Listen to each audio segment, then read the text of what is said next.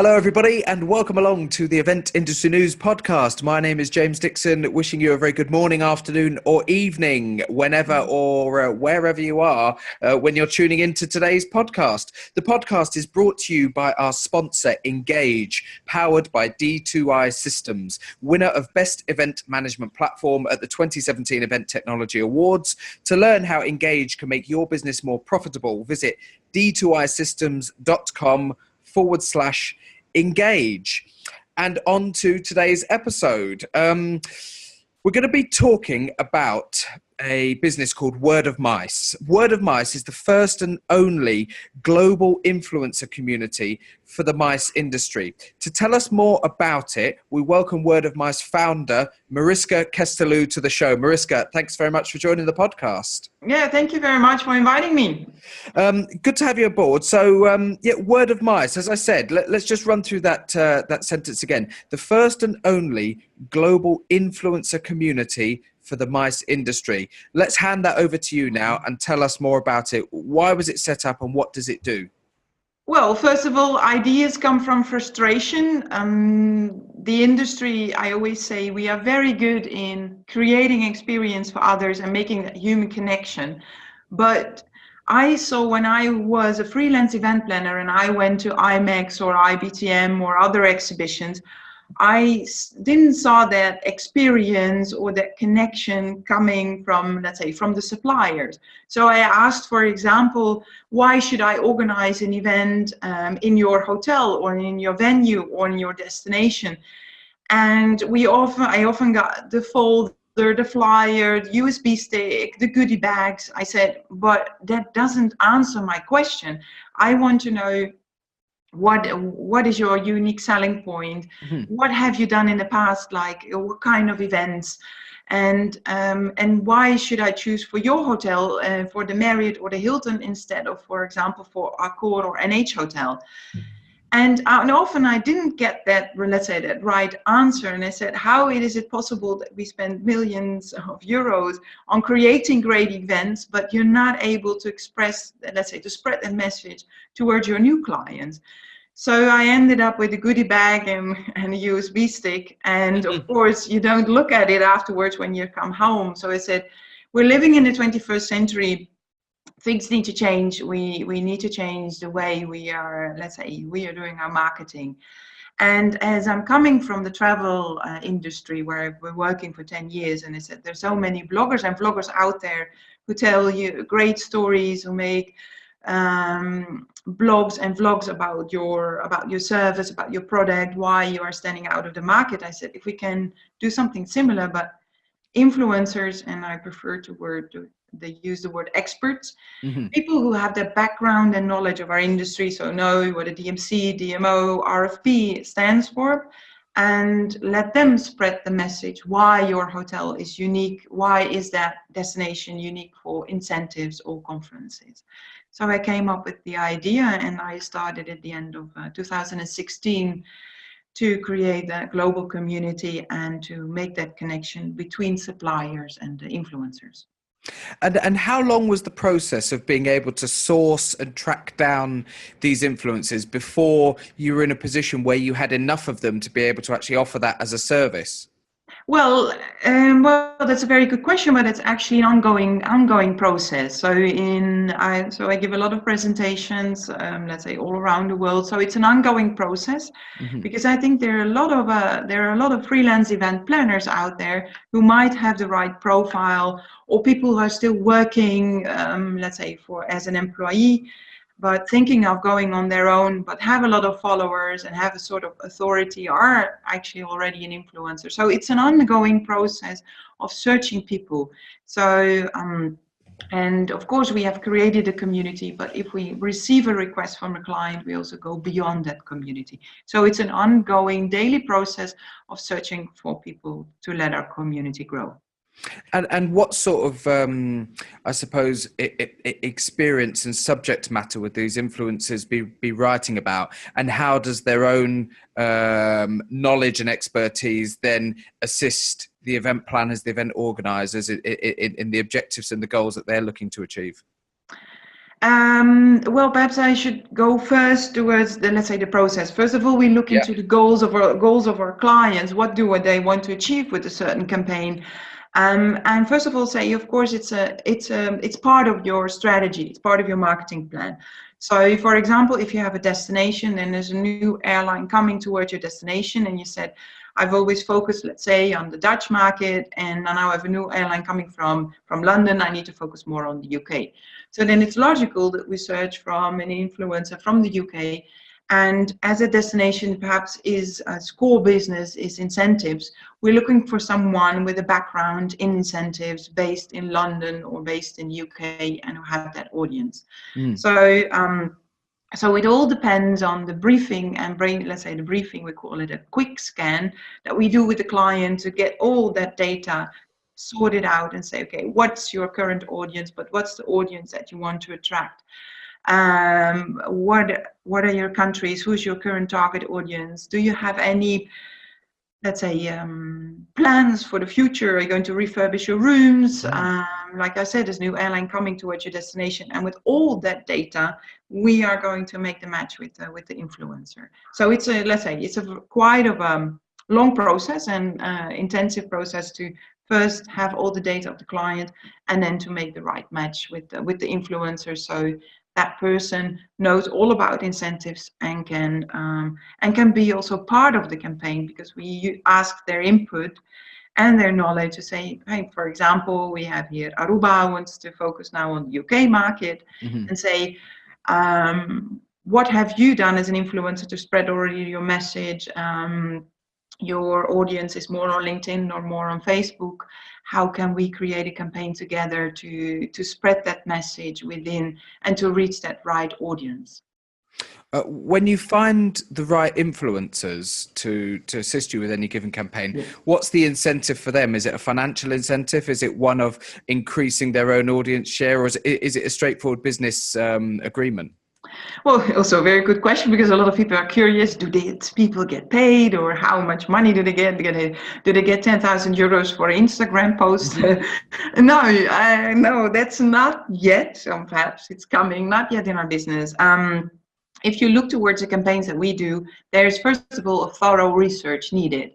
So perhaps the destination, I won't say is totally new or the service is new, but you need to have a background information as an influencer. So they do their research up front, they write content planning, they give the input for the campaign. So that's already perhaps 2 days of work. And if the campaign starts, so the campaign usually takes for at least 6 months, sometimes even longer, so it can be a year. And it sometimes asks between 1 or 2 days a week work. So if they need a blog, if they need to have a certain amount of tweets, and perhaps they need to make a video, they need to visit a destination. Also perhaps to follow not only the client, but perhaps also its competitors, to follow up other trends and developments which are, for example, related with Aruba. Or related with the client.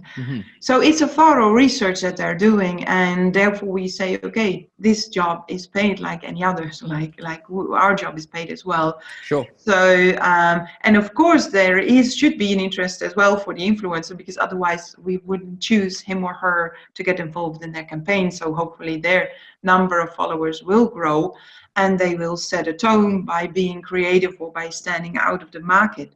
So it should be a win-win-win for all parties. But yes, these people get paid, and like an event planner gets paid to do their job on an event, or like any other supplier. But for some people, some clients, I have lots of discussions with them, and they say, oh, do I need to get paid? Do I need to pay for them? I said, yes, because if you work 2 days a week for 6 months, you cannot expect to do them for free. I said, if you have problem with your teeth, you go to a dentist, and you don't go to your neighbor to solve the problem. I said, if you want an expert, you need to pay for an expert. So that's, so hopefully this discussion will end soon one day. Absolutely. And when and I'm curious to really sort of identify what we mean by influencers, and putting in a way that our listeners and our watchers can really understand. Are we talking about people who may not necessarily work directly in the events industry, but for whatever reason maybe have a very big Instagram following, or have a significantly followed YouTube channel? People who have a really significant social media presence that you then utilize with a brief perhaps, and with an idea of what sort of content you're looking for, and they will actually go out to speak, you know, to look at these locations, to talk positively about them, to post about them. Yes, first of all, it's these influencers, like we call them experts, so they need to have working experience of at least 3 to 5 years to be involved as an influencer. Because if you don't have that working experience and background, you're not, let's say, an authority, you're not an influencer, a right fit for us. The second thing is there are micro influencers, so it's not about the number of followers, but it's about the quantity. So, and I think that's very important, because a lot of clients are asking, how many followers does this influencers have? But you can have an influencer like Beyonce who has perhaps 10 million followers, but perhaps only 1 or 2 persons are interested from that entire group. So these people are micro influencers and have perhaps only 1,500 followers. But if this group, more than 1,000 people, is interest for you and you haven't been in touch with them, then this influencer is the right fit. So I always say quality above quantity, and that's hopefully also something people will realize, because it's much more, it's always better that someone else says that you're good, or that your service is good, or that's the right destination for your next event, than you have to say it yourself as a sales manager, or as being the owner of your company yourself. Since when you originally came up with the concept and the idea for this particular service, have you been able to deliver it exactly as you originally thought you would deliver it, or has it changed quite dramatically from your original ideas to how it actually it is seen now in today's world? Well, very good question, challenging question. No, I'm not at the path where I want to be, but I think that's typically the path of every entrepreneur. First of all, as you know, we are not working in an industry which are early adapters. So there are, let's say, a lot of clients who are interested in our services, but they're still watching and observing what I'm doing, because they're curious to wait for the first results. So, and it is very difficult as a startup to get the first clients who are trustworthy and to get ongoing.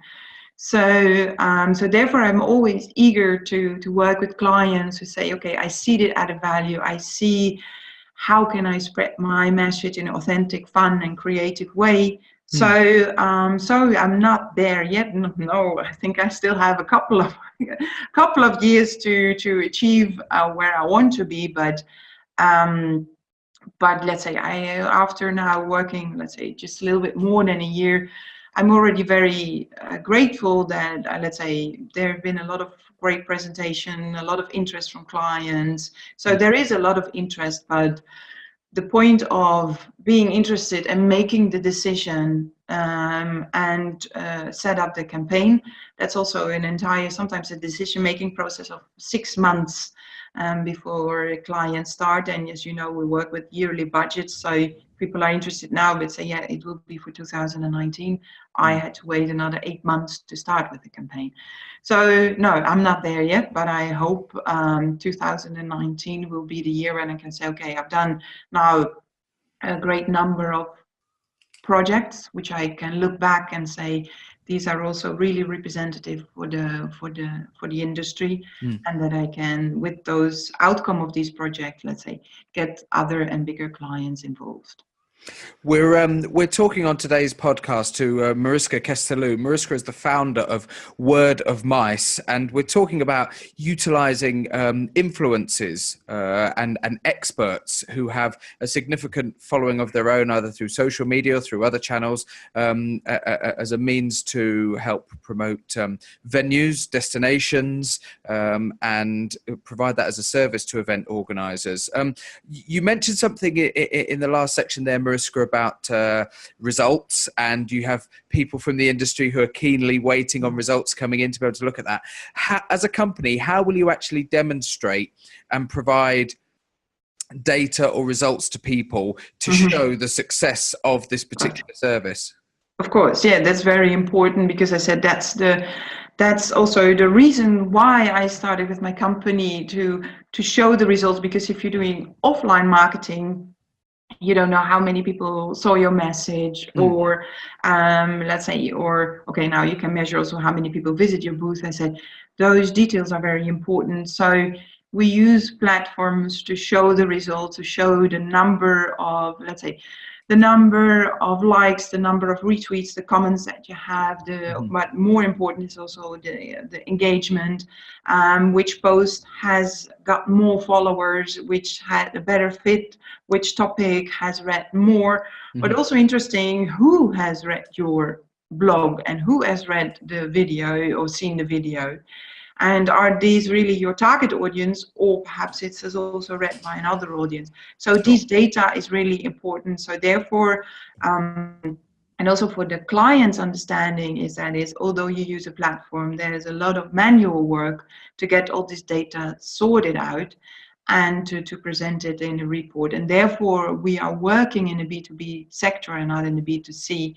So it takes time before your message reaches the right audience, unless you have, of course, an amazing idea, or you're standing out from the market and you're using creativity and fun to really reach your target audience. But not every client, depending, of course, if it's a convention bureau or destination or a city or a hotel, depending, of course, on your policy or of the company. So so the data is key, I think, to especially for commercial companies to, let's say, to keep track of what's going on, not only from your own service or product, but also from your competitor.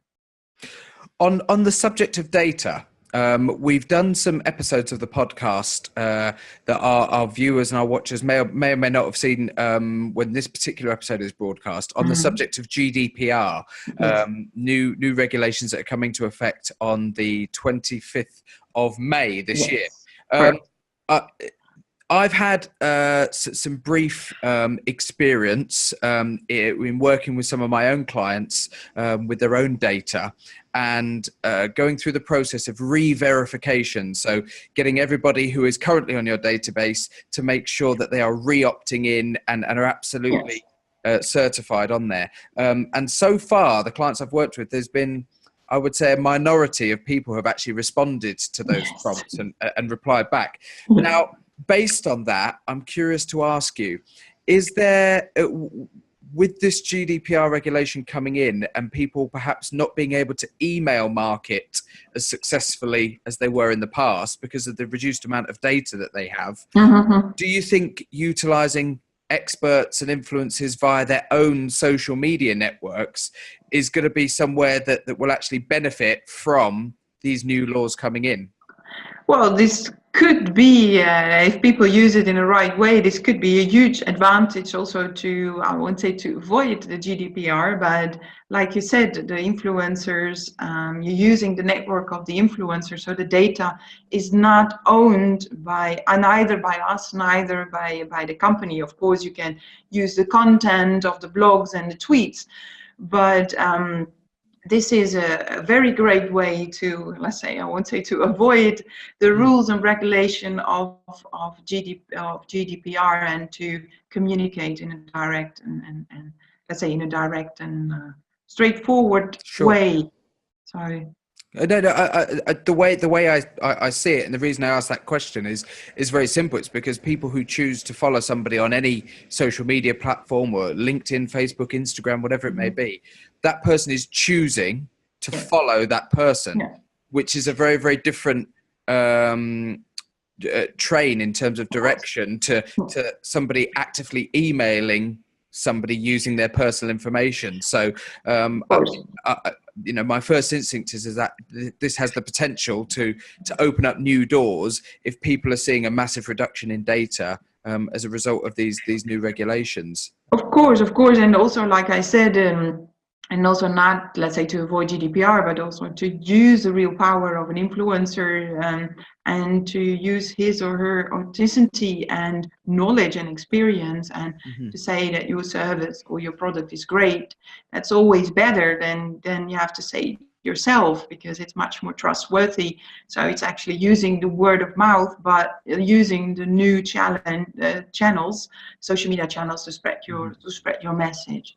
So so I hope with because GDPR, there's also a lot of unknown and uncertainty, and I know a lot of companies are still struggling to get all the data in place. So I hopefully that influencer marketing will give a new perspective on, I won't say to avoid, of course, GDPR, but perhaps to get the message out and to put the spotlights on your company or your service in the market.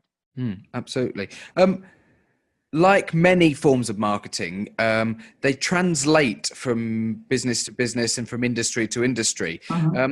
Has the service and the process that you have created and offered for the event industry, have we seen examples of the same type of thing being done in other industries where they've used experts and influencers and their own social media followings to actually deliver results for marketing in other industries? Well, I think first of all, our sector is quite unique in that sense. We've always been, I translate it literally, strange duck in the water, and comparing to other industries. Of course, I'm following also influencer marketing and other industries, but my focus is really on the mice, let's say on the mice industry. And as we are working B2B, so 95% of all the campaigns that are going on are on the B2C market. So it's, let's say, first of all, I don't like to compare with others because every approach, every campaign is different. And but I think we in our sector, I always say we come on the most amazing places. We are invited for openings of hotels, parties. We get the most luxury food. As an event planner, you get the best rooms, you get the best service. So I think we have perhaps more than in other sectors, more content and more unique ways to show these items in a campaign.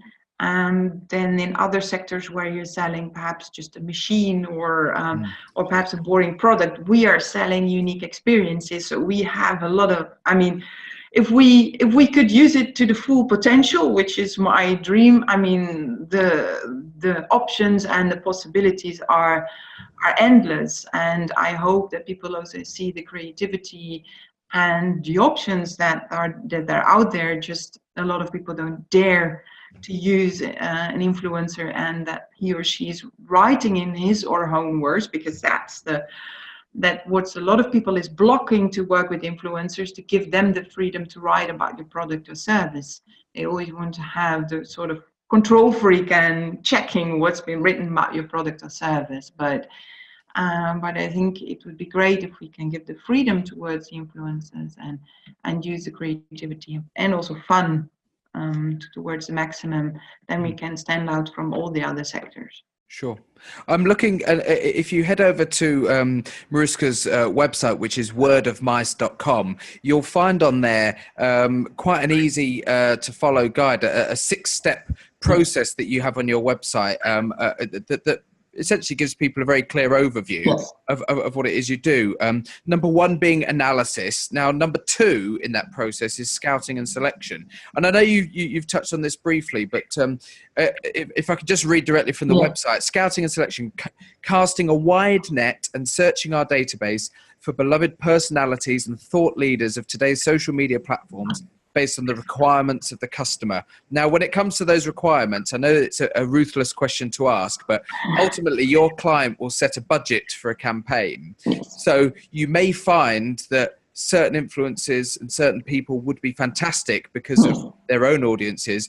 But is there a scenario where that person could be somebody who's quite famous or who would demand quite a lot of money in order to access their own influence, and you have to meet halfway? You have to find people who have the right reach, but who also fit the requirements budgetary wise of your own client.